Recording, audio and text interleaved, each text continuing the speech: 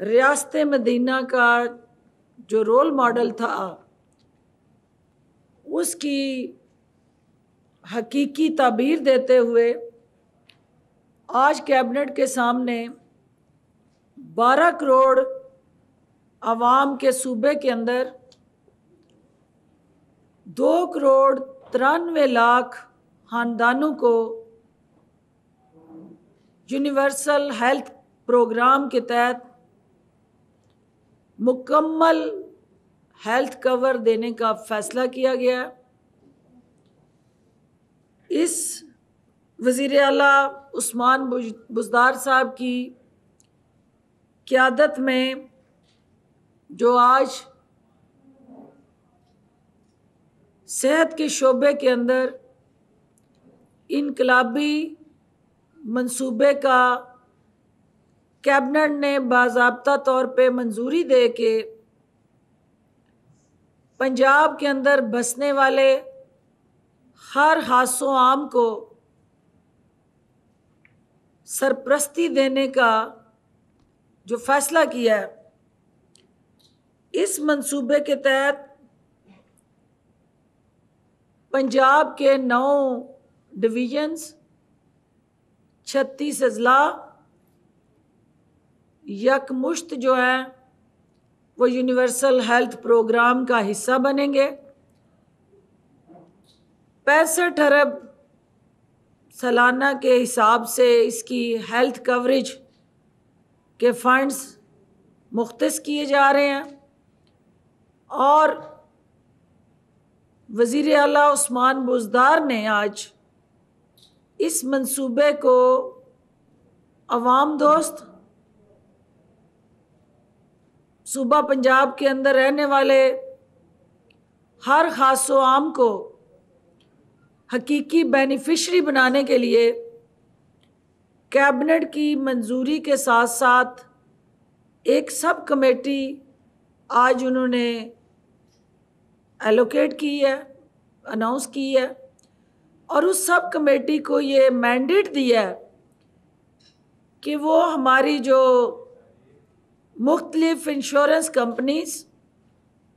उनके साथ जुड़े हॉस्पिटल्स और फिर तहसील और डिस्ट्रिक्ट की सतह पे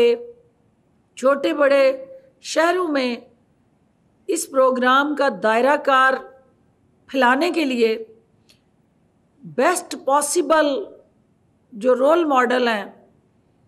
उसको किस तरह मुतारफ़ करवाया जा सकता है। कमेटी इस हवाले से अपनी तजावीज़ देगी और इस मंसूबे के हदोहाल, इसका डिटेल मॉडल और ओवरऑल इसके साथ जुड़े दीगर जो कानूनी नुकात हैं उनको और ज़्यादा बारीक बीनी से जायज़ा लेने के लिए ये कमेटी जो है वो वज़ीर आला को अपनी तजावीज़ पेश करेगी। प्रिंसिपली इस अजीम फलाही मंसूबे की मंजूरी दे दी गई है और कल यान करीब जल्द अज जल्द वज़ीर सेहत के साथ मिल के इस मंसूबे पे आपको तफसील से हम अपराइज़ करेंगे ताकि वो तमाम जो हेल्थ स्ट्रक्चर के साथ जुड़ा रोड मैप है, मुख्तलिफ प्राइवेट हॉस्पिटल और सरकारी हॉस्पिटल्स का दायरा कार है और फिर बेनिफिशरीज़ जो हैं वो प्राइवेट हॉस्पिटल में और गवर्नमेंट हॉस्पिटल में ले सकते हैं, वो तमाम तफसीलात जो हैं वो आपको एक्सक्लूसिव इस मंसूबे के साथ जुड़ी ब्रीफिंग में दिए जाएंगे। वज़ीर आला उस्मान बुज़दार साहब की हदायत पे दिसंबर 2021 जो है इसमें हम इसको मुकम्मल करने जा रहे हैं और ये मरहलावार जो हमारा हेल्थ कवरेज इनिशिएटिव है ये अल्टीमेटली निचली सतह के हर उस ख़ानदान और उस फ़र्द तक पहुँचेगा और जो कमिटमेंट थी पाकिस्तान तहरीक इंसाफ की हुकूमत की, वज़ीर आज़म इमरान ख़ान की क़यादत में वज़ीर आला उस्मान बुज़दार जो हैं उन वादों पे अमल करते हुए ये एक संग मील जो है आज कैबिनेट ने अबूर की है। इसके अलावा हमारा एजेंडा आइटम जो भक्कर में थल यूनिवर्सिटी के क़याम का फ़ैसला किया गया है कि हमारा पसमानदा इलाके जो हैं उनके अंदर जो एक एहसास महरूमी है, जो उनके पास यकसा मौक़ों का फुकदान रहा माजी में, उसको ख़त्म करने के लिए कम तरक्की याफ्ता इलाकों को तरक्की याफ्ता शहरों के बराबर लाने के लिए ये यूनिवर्सिटी जो है एक ऐसा रोशन चिराग बनेगी जहाँ से फूटने वाले जो चश्मे हैं वो जहालत के अंधेरों को ख़त्म करने में मुआवन साबित होंगे। कैबिनेट ने आज एक और अहम संग मील अबूर किया है कि यहाँ साबका द्वार में सिर्फ चंद शहरों और चंद मखसूस तबकात तक जो तरक्की का सफ़र था उसको हुकूमत ने हर ज़िले तक ले जाने का जो फ़ैसला किया है, आज उसकी अमली हिकमत अमली के तहत सियालकोट जो सनतकारों का शहर है, सियालकोट जो इकबाल के शहीनों का शहर है, सियालकोट का जो ताना बाना फैज़ अहमद फैज़ से मिलता है, तो इस शहर के अंदर जो पोटेंशियल है, जो इसका पब्लिक प्राइवेट पार्टनरशिप से इस शहर की अपनी कोशिशें और काविशें, वो एयरपोर्ट हो, वो आपका ड्राई पोर्ट हो या दीगर मंसूबे हों, आज कैबिनेट ने सियालकोट डेवलपमेंट अथॉरिटी बनाने की असूली मंजूरी दे दी है, जिसके तहत शहर की तमीर, तरक्की और खुशहाली में अब एक ऑर्गेनाइज्ड प्लान्ड स्ट्रक्चर और रोड मैप के साथ उस शहर के अंदर हम पब्लिक प्राइवेट पार्टनरशिप को और ज़्यादा इफ़ेक्टिवली आगे लेके चलेंगे। इसके अलावा जो लाहौर इस वक्त दारुल खिलाफा होते हुए, पंजाब का दिल होते हुए, हमारी इकनॉमिक एक्टिविटी का महवर और मरकज़ बना हुआ है, इसको सामने रखते हुए कि ईज़ ऑफ डूइंग बिज़नेस जो वज़ीर आला उस्मान बुज़दार का एक इंतहाई अहम कदम है कि हमने किस तरह इस शहर की ये बेहंगम जो हाउसिंग सोसाइटीज़, अनप्लैन्ड स्ट्रक्चर और ओवरऑल जो हॉरिजेंटली ये शहर फैलता रहा, इसको वर्टिकल हाई राइज बिल्डिंग के तहत हम किस तरह एक तो इकोनॉमिकली वाइबल करें और दूसरा इस शहर का जो हुस्न है उसको भी मजरूह होने से हम बचाएं। तो लिहाजा आज कैबिनेट ने Lahore central business district development authority के क़याम के मसवदे की मंजूरी दी, जिसके तहत जो है वो कमर्शियल एक्टिविटीज़ जो अंडर वन विंडो ऑपरेशन के तहत ये अथॉरिटी ना सिर्फ उन इकोनॉमिकली वायबल प्रोजेक्ट्स को देखेगी बल्कि इन्वेस्ट सहूलत फराहम करने के लिए भी जो LDA का बोझ था उसको कम करेगी, क्योंकि LDA का दायरा कार बहुत दूसरे अजला तक भी फैला दिया गया था, तो जिसकी वजह से कमर्शियल जो एक्टिविटी थी या उसके साथ जुड़े मंसूबे थे वो अंडरमाइन हो रहे थे। इसके अलावा ज़िला मुजफ्फरगढ़ में चौक सरवर शहीद को नई तहसील का दर्जा देने की आज कैबिनेट ने असूली तौर पे मंजूरी दी है और इस हवाले से लॉ डिपार्टमेंट को ये कहा गया कि वो इलेक्शन कमीशन को अपनी खत लिखे और उनको भी इस हवाले से अपडेट दे। पाक फ़ौज के शोहदा जो हमेशा अपनी जानें हमारे कल को महफूज बनाने के लिए निछावर करते हैं, तो पाक फ़ौज के शोहदा के लिए आर्मी वेलफेयर स्कीम के तहत चोलिस्तान में 1626 एकड़ अराजी जो है वो फराहम करने की कैबिनेट ने मंजूरी दी है। एनर्जी, जैसा कि आप जानते हैं कि यहाँ क्राइसिस रहा और आजकल गैस का क्राइसिस चल रहा है, और इससे पहले बिजली की जो अनप्लान्ड प्रोडक्शन हुई है उसकी भी कीमत कौम और हम अदा कर रहे हैं। तो इस सूरत हाल को सामने रखते हुए आज एक अहम तरीन पेशरफ्त एनर्जी के मुआहदों के लिए गैर मुल्की करेंसी के तबादले के लिए चाइनीज़ युआन को एज अ करेंसी इस्तेमाल करने की मंजूरी दी गई है। वाज़ेह रहे कि इससे पहले आपके जो बैन अल-अक़वामी मुआहदे थे उसमें पेमेंट के लिए जो 4 अप्रूव्ड करेंसीज थी उसमें डॉलर था, यन था और आपका पाउंड और यूरो। तो अब ये युआन जो चाइनीज़ करेंसी है उसको भी उन इंटरनेशनल मुआहदों का हिस्सा बनाने का आज कैबिनेट ने बाज़ाब्ता उसकी मंजूरी दे दी है। इसके अलावा चूँकि हम डिजिटल पंजाब की तरफ बढ़ रहे हैं तो डिजिटल पंजाब के अंदर जो ई पे ऐप है उसकी इफ़ेक्टिवनेस को और ज़्यादा मौसर बनाने के लिए डाक खानों के ज़रिए जो मोटर व्हीकल टैक्सों की वसूली होती थी, आज कैबिनेट ने उसको डिस्कनेक्ट करने का फ़ैसला किया और ऑनलाइन और ई पे सिस्टम के तहत ही ये अब वसूली होगी। इसके अलावा जो Punjab urban immovable property tax act 1958 के सेक्शन 16 में तरमीम का फ़ैसला किया गया और ये इंतहाई अहम अमेंडमेंट है जो कोर्ट के हुक्म पे की गई है, क्योंकि इससे पहले जब किसी की कोई प्रॉपर्टी कन्फिस्केट होती थी तो उसमें लफ्ज़ अटैच यानी अमलदारी के लिए वो अटैच लफ्ज़ इस्तेमाल होता था। तो उसकी आज कैबिनेट ने महकमा एक्साइज़ को ये इख्तियारात दिए हैं कि वो सील का भी इख्तियार उनके पास अब होगा, सिर्फ अटैच का नहीं होगा। हुकूमत खैबर पख्तूनख्वा की दरख्वास्त पे जो हमारा इंफ्रास्ट्रक्चर डेवलपमेंट अथॉरिटी पंजाब का एक गुड विल जेस्चर और क्रेडिबिलिटी और पंजाब का जो है वो एक मुसलसल इंस्टीट्यूशनल बेस्ड जो रोल रहा, केपी की गवर्नमेंट ने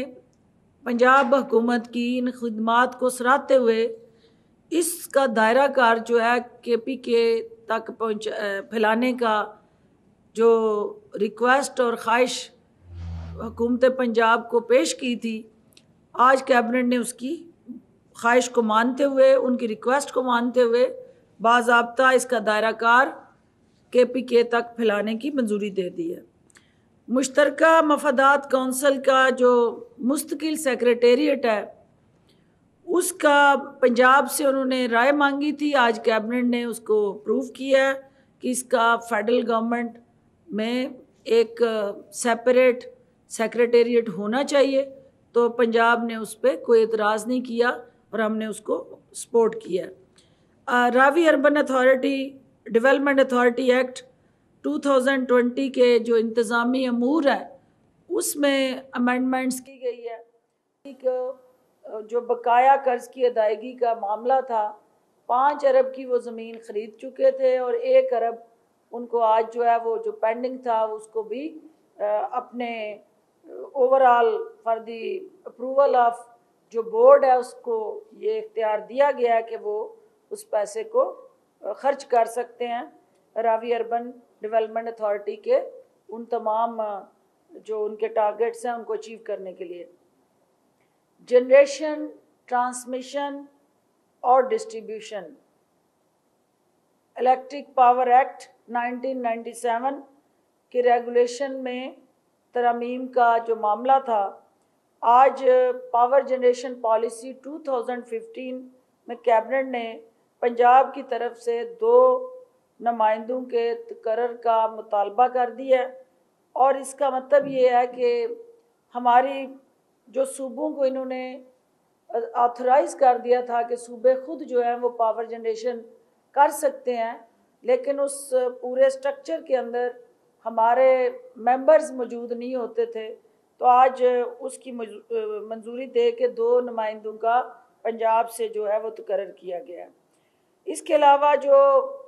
पुलिस रिफॉर्म्स में इंतहाई अहम कदम जो आज उठाया गया कि यहाँ,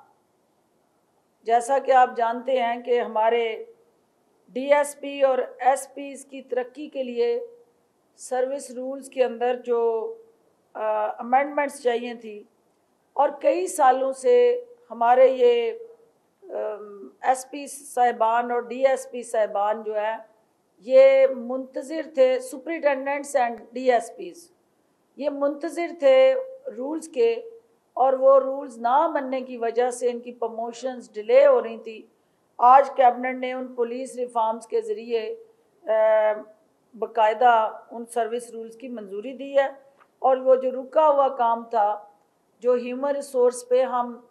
इन्वेस्ट करना चाहते हैं और क्वालिटी ह्यूमन रिसोर्स की तरफ हुकूमत जो है वो बढ़ रही है, ये भी उसी सिलसिले की एक कड़ी है कि जब किसी के अंदर मोटिवेशन नहीं होगी, आगे बढ़ने का जज्बा नहीं होगा, तो वो सर्विस के अंदर प्रमोशन ही एक ऐसा अमल है जिससे अफसरान में एक आगे बढ़ने की जो मोटिवेशन, इंटेंट और डिज़ायर एग्जिस्ट करती है। ये रूल्स ना होने की वजह से जो जहाँ बैठा था वो उसी उम्र में वहाँ रिटायर होके घर जा रहा था। तो इसको, उस जज्बे को प्रमोट करने के लिए आज इसकी कैबिनेट ने मंजूरी दी है। इसके अलावा हर डिवीज़न की सतह पे जो हमारी एंटी टेररिस्ट कोर्ट्स थी, उसके तहत, उस पॉलिसी के तहत 2 कोर्ट्स जो हैं उसको बंद करने का, एंटी टेररिस्ट कोर्ट को ख़त्म करने का फ़ैसला किया गया है, एक रावलपिंडी में और एक सरगोदा में। Punjab government rules of business बराए साउथ पंजाब की असूली मंजूरी दी गई है, क्योंकि आपको पता ही है कि साउथ में हमारा सेक्रेटेरिएट बन गया था, लेकिन रूल्स ना होने की वजह से हमारे वो सेक्रेटरी साहबान वहाँ जो मौजूद थे वो काम नहीं कर रहे थे और आवाम को मुश्किलात का सामना था। आज कैबिनेट ने बाज़ाब्ता उनके रूल्स की मंजूरी दी है ताकि वो सेक्रेटेरिएट फंक्शनल हो, ऑपरेशनल हो, और साउथ पंजाब के अवाम जो है उनके मसाइल उनके डोर स्टेप पे हल हों। इसके अलावा पीने के साफ पानी की फराहमी बुनियादी इंसानी हकूक़ में सर फहरिस्त है और हुकूमत की अव्वलीन तरजीह है। इस ज़रूरत को महसूस करते हुए दी पंजाब आप पाक अथॉरिटी सर्विस रूल्स 2020 की मंजूरी आज दी गई है, और ये कानूनी जितने भी उसके साथ जुड़े इश्यूज़ थे उनको मिनिस्ट्री लॉ को कहा गया है कि वो इसको वेट करे और अल्टीमेटली इसको इम्प्लीमेंट करे, क्योंकि कोई रूल्स मौजूद ना होने की वजह से ये अथॉरिटी काम नहीं कर पा रही थी। तो आज उसके रास्ते में भी जो रुकावटें थी वो दूर कर दी गई हैं। Punjab public health engineering department के जो कॉन्ट्रैक्ट मुलाजमीन थे, जो धक्के खा रहे थे, जो रुल रहे थे, जो दफातर के अंदर आते थे लेकिन किसी तरह भी उनके अंदर भी वो मोटिवेशन नहीं थी, और कोर्ट्स के अंदर हुकूमत जो है वो अपील में गई थी। ये फैसला किया गया है कि हुकूमत वो 1500 मुलाजमीन जो है उनके हवाले से जो अपील है वो वापस ले, और इसका एग्जेक्टिव कमेटी बैठ के फैसला करके इनकी रेगुलराइजेशन के लिए लाएअमल तय करे। इसके अलावा जो है डेवलपमेंट अथॉरिटी एक्ट 2014 की शिक 19 के तहत अमलाक की मुंतकिली और मैनेजमेंट के मसवदा कानून की मंजूरी दी गई है, जिसमें हमारे लो कास्ट जो हाउसिंग का मौजूदा हुकूमत का फ्लैगशिप प्रोग्राम है, उसके तहत ये हमारे एम्प्लॉइज़ जिनको 40,000 से कम तनख्वाह वाला जो तबका है उसको भी बैलेटिंग के ज़रिए इस प्रोग्राम में शामिल करने का फ़ैसला किया गया और कैबिनेट ने उनकी मंजूरी दी है। पंजाब वुमेन प्रोटेक्शन अथॉरिटी की चेयरपर्सन के लिए भी चूँकि इससे पहले कोई ना को रूल्स थे उस तरह से, ना को पर्क्स प्रिविलेजेस थी, तो वो बाकायदा आज कैबिनेट ने उसको अप्रूव कर दिया। एक इंतहाई अहम कदम जो कैबिनेट ने आज उठाया है वो हमारे मतरूका वक्फ इमलाक और डिस्प्लेस्ड पर्सनल लॉज एक्ट 1975, उसके अंदर तरमीम के लिए, चूँकि आप भी जानते हैं कि हिंदुस्तान ने ये 1952 में अपना महकमा ख़त्म कर दिया था कि जो लोग हिंदुस्तान से पाकिस्तान आए वो पाकिस्तान में आज तक क्लेम लेके फिर रहे हैं, और किसी को उसका हक मिल गया और कोई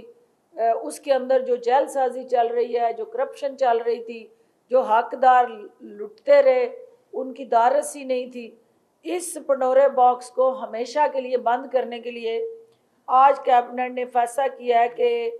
बोर्ड ऑफ रेवेन्यू जो है एक स्पेशल कमेटी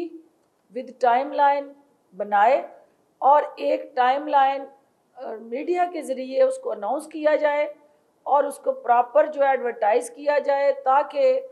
हर कोई जिसके पास वो क्लेम मौजूद है और लेजिटिमेट है, जेन्युइन है, उसको धक्के खाने की ज़रूरत ना पड़े और वंस फॉर ऑल इस इशू को सेटल कर दिया जाए। तो उसके लिए भी आज कमेटी ने एक शफाफियत लाने के लिए इस पूरे के पूरे अमल को पब्लिक फ्रेंडली बनाते हुए, जहाँ पे आप ट्रांसपेरेंसी को लाएं, वहाँ साथ साथ लोगों की दारसी को भी यकीनी बनाया जाए। तो ये महकमा बोर्ड ऑफ रेवेन्यू की तरफ से ये कैबिनेट ने जो आज मंजूरी दी है, वो स्पेशल कमीशन या कमेटी वो मीडिया से हम अनकरीब शेयर कर देंगे कि कौन लोग हैं और क्या कट लाइन क्या दी है उन्होंने, और अल्टीमेटली उसका उस डेडलाइन के साथ जुड़ा रोड मैप क्या है। इसके अलावा इजलास में जो है वो 38वें और 39वां जो हमारे प्रीवियस कैबिनेट मीटिंग्स की कार्रवाई थी उसकी मंजूरी दी गई है। Standing committee of the cabinet ब्राय फाइनेंस एंड डेवलपमेंट उसके 46वें और 47वें इजलास के फैसलों की तौसीक की गई है। स्टैंडिंग कमेटी ब्राय कानूनी अमूर के 40वें, 41वें, 42वें और 43वें इजलास के फैसलों की तौसीक की गई है। आखिर में जो हमारा जनरेशन, ट्रांसमिशन और डिस्ट्रीब्यूशन के लिए जो इलेक्ट्रिक पावर एक्ट था उसके अंदर भी मंजूरी दी गई है, लेकिन साथ चूँकि एक नेपरा की तरफ से फेडरल गवर्नमेंट को ये हदायत दी गई थी कि सूबों से मेंबर ना लिए जाएं, तो उनकी इस तजवीज़ को आज कैबिनेट ने रद्द किया है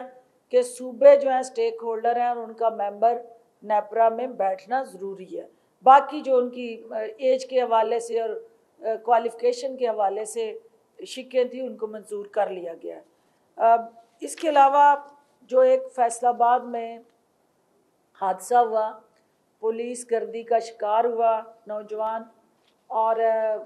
पुलिस के हाथों एक और आम शहरी जो है वो कत्ल हुआ, वज़ीर आला ने उसका नोटिस लेते हुए जो इससे पहले रिपोर्ट तलब की हुई थी, आज उन्होंने कैबिनेट ने उस पर तहफ़्फ़ुज़ात का इज़हार किया और पुलिस के हाथों बढ़ते हुए इन वाक़यात को, जिसमें आम शहरी जो है वो पुलिस का लुकमा बन रहे हैं, उसके हवाले से चीफ मिनिस्टर ने फिलफौर जो है वो तहकीकात करके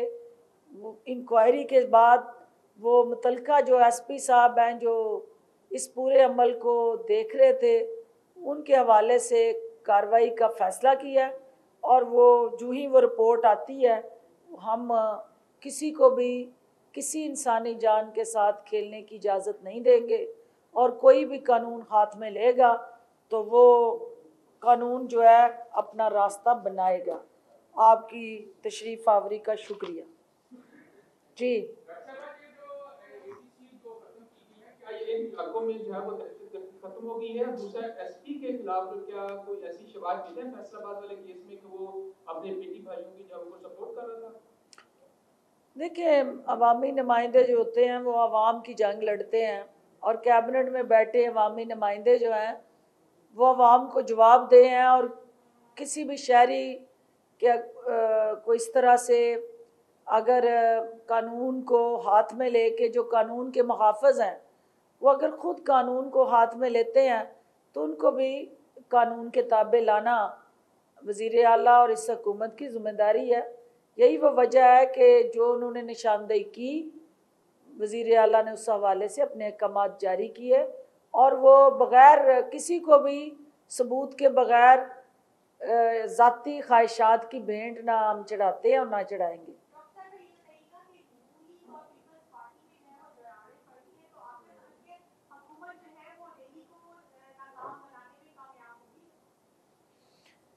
देखिए, पहली बात तो ये है कि देर आए दुरुस्त आए। आखिर दर की ठोकरें खाने के बाद पीडीएम को ये एहसास हो गया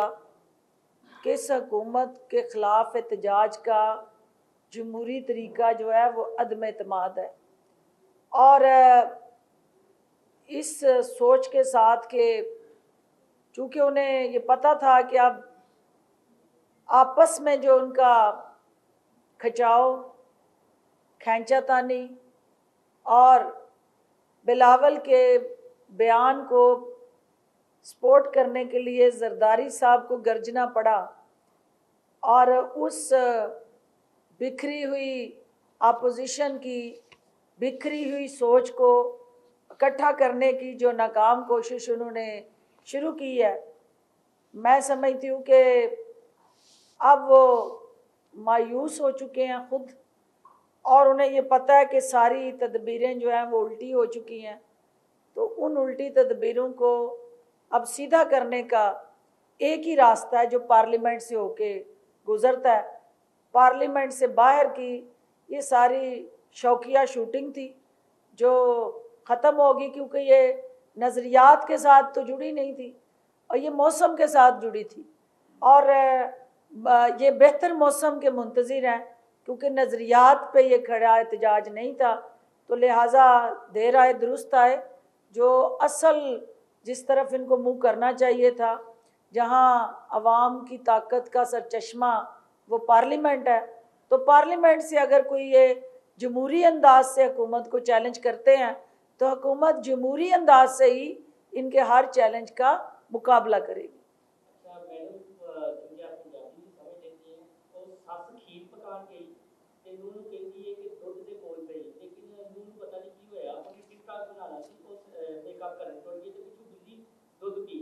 हुकूमत अपोजिशन के दौरान अपनी तवज्जो दे रही है। 15 तो भी एमपीए पंजाब असेंबली के सामने आ गए हैं और जिन्होंने इल्ज़ाम लगाया है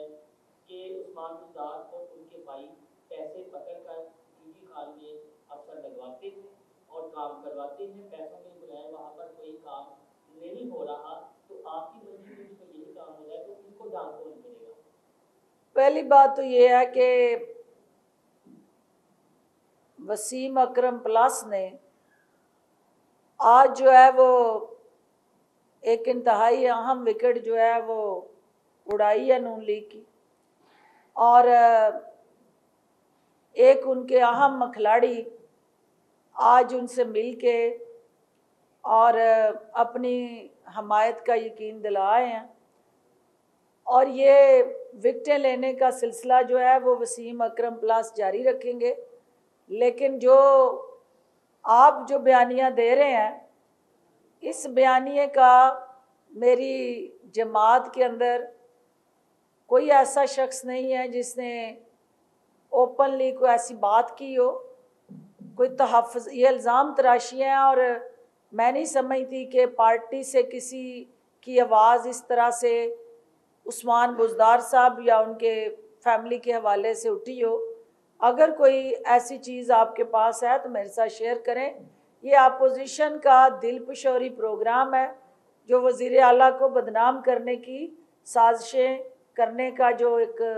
रवायती तरीका है, ये उसी की एक कड़ी है और जिसका हकीकत से कोई ताल्लुक़ नहीं है। डॉक्टर साहब ये बताइएगा कि आपने पंजाब बिजनेस डेवलपमेंट अथॉरिटी ये गवर्नमेंट ने जो प्रूव की है, नहीं, इसकी क्लैरिटी कर लें। ये है Lahore central business district development authority, Lahore district, not Punjab. हाँ, ये किस तरह पैरेलल चलेगी एलडीए के? इसकी डोमेन क्या होगी? क्या ये कमर्शियल मार्केट्स को, कमर्शियल प्लाजों को लाहौर में ये अथॉरिटी डील करेगी और एलडीए डील नहीं करेगी? और दूसरा इसके साथ ही जो बात आपने की कि वो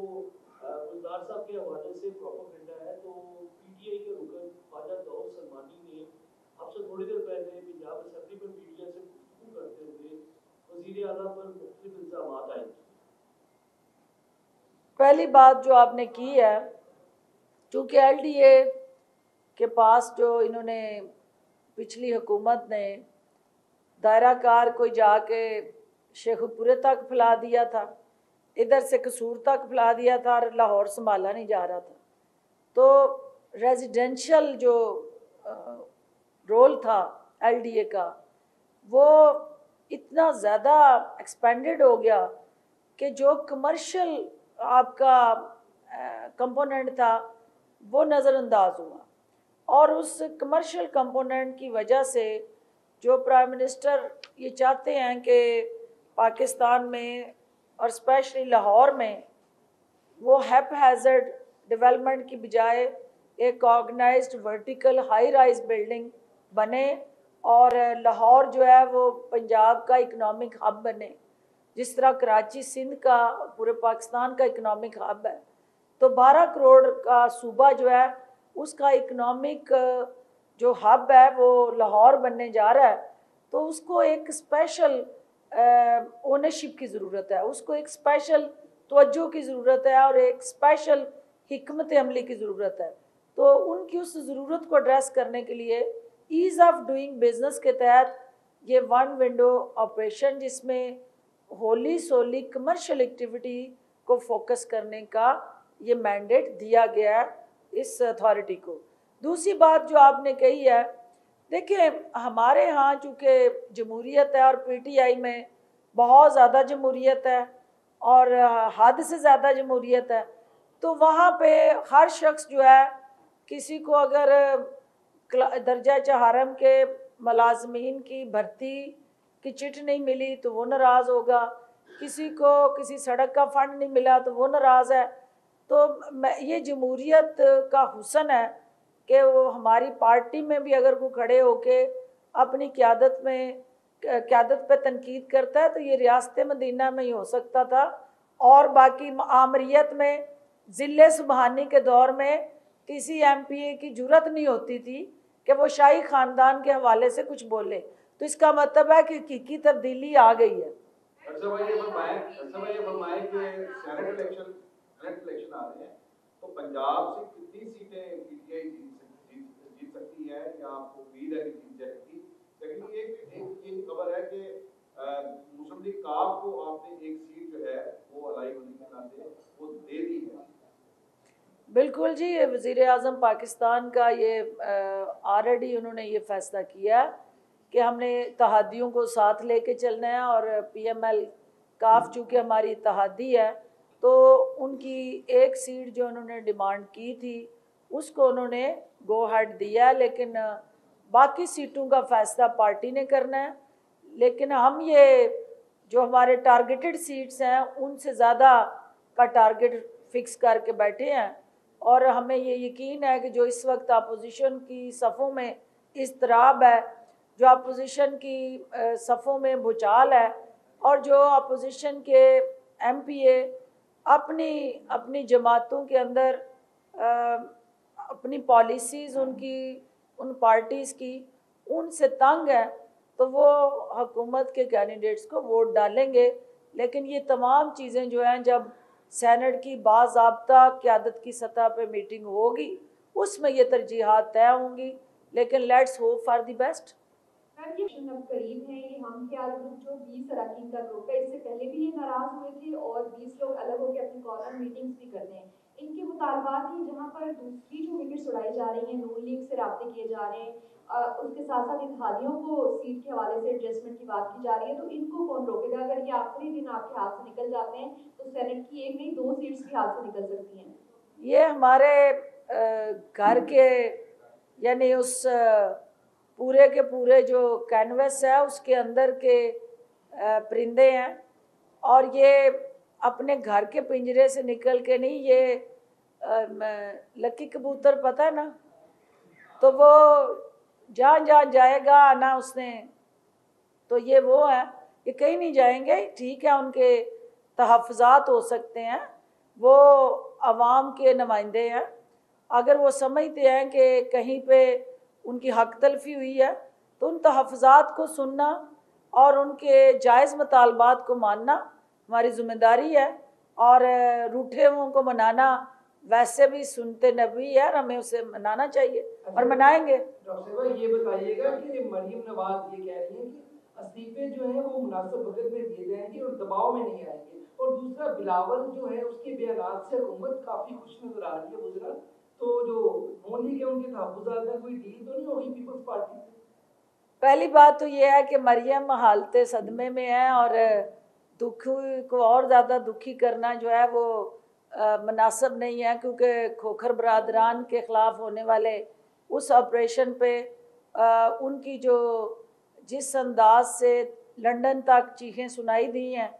वो इस बात की अक्कासी कर रहा है कि ATM के साथ जुड़े जो अकाउंट्स की तारें थी वो हिली हैं और उन तारों का जो म्यूज़िक है वो जब बजा तो अल्टीमेटली वो मरियम नवाज़ के सीने पे बड़ा एक बोझ बन के गिरा है। तो वो जो गिर रहे थे वहाँ नाजायज़ काबज़ीन के छतें और दीवारें, तो वो समझे कि वो शरीफ ख़ानदान के मफादात गिर रहे थे, वो पाउंड्स गिर रहे थे, वो महंगे तोहफ़े गिर रहे थे और वो अल्टीमेटली वो पुत्र जमूरे गिर रहे थे, क्योंकि वो पुत्र जमूरे थे खोखर बरादरान शरीफ ख़ानदान के। तो ये जो सोच है कि अगर आप अपनी छतरी के नीचे गैर कानूनी अमल की हौसला अफजाई करें और उन कमाऊ पुत्रों को छुट्टी दें कि आप सरकार की अराज़ी को नाना जी की दुकान समझ के हथिया लें और फिर उसके बाद आईनी और कानूनी कार्रवाई के बाद आप तस्वे बहाएँ, आप मगरमच्छ के आंसू बहाएँ और आप उनसे ज़ारे हमदर्दी करें, बजाय इसके कि आप शर्मिंदा हों, तौबा करें, लोगों से माफ़ी मांगें कि ये हमने सरकार के वसाइल, अवाम के वसाइल अपने हवारियों और दरबारियों में तकसीम किए और आंखें बंद की और इंक्रोचमेंट कराई, और उस पर शर्मिंदा होने की बजाय वो वावेला मचा रही हैं। जहाँ तक पर्ची वाले शहज़ादे की आप बात कर रहे हैं, तो वो पर्ची वाले शहज़ादे जो हैं उनको अच्छी तरह से पता है कि उनकी जान जो है वो सिंध हुकूमत के अंदर है। तो वो सियासी जो सांसें हैं, जितनी देर तक सिंध हुकूमत आइनी और कानूनी तौर पे मौजूद है, बिलावल भुट्टो और जरदारी ख़ानदान की सांसें सियासी जो है वो उस असम्बली के साथ जुड़ी हैं, उस हुकूमत के साथ जुड़ी हैं। तो लिहाजा वो जिस तरह जिन की जान तोते में होती है, इसी तरह इनकी सियासी जान जो है उस असम्बली और उस हुकूमत में है। तो ये कभी भी उसको नहीं छोड़ेंगे, हमें पता है। और बाकी ये उनको बेवकूफ़ बनाने की रेसिपीज़ हैं PDM को, जो जरदारी साहब मरहलावार और किस्तवार पुड़ियाँ उनको देते रहेंगे और उनका इलाज वो उन पुड़ियों से करेंगे, लेकिन हुकूमत को कतन कोई दुश्वारी इसलिए नहीं होगी क्योंकि हमें पता है कि वो सब कुछ कर सकते हैं। देसू डेसू पर सिंध ना डेसू, मरसू मरसू सिंध ना डेसू। तो ये जो उनकी सोच है, सिंध से बाहर जा ही नहीं सकती। पंजाब में आपको पता ही है हर हलके में क्या शुरू हुआ उनका, और अब AJK का इलेक्शन अगला वो भी आपके सामने होगा। पंजाब हो, AJK हो, KPK हो, बलूचिस्तान हो, अब सिर्फ उनके पास एक ही है